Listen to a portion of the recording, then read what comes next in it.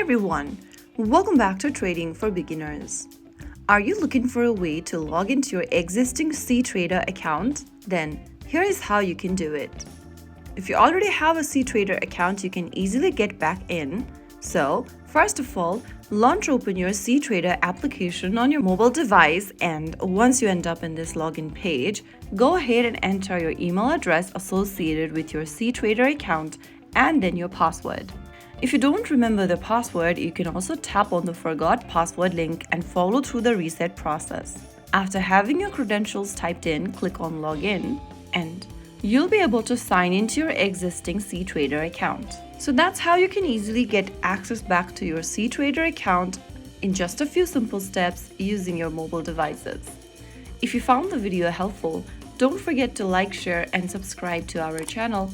I will be back again in the next episode. Thank you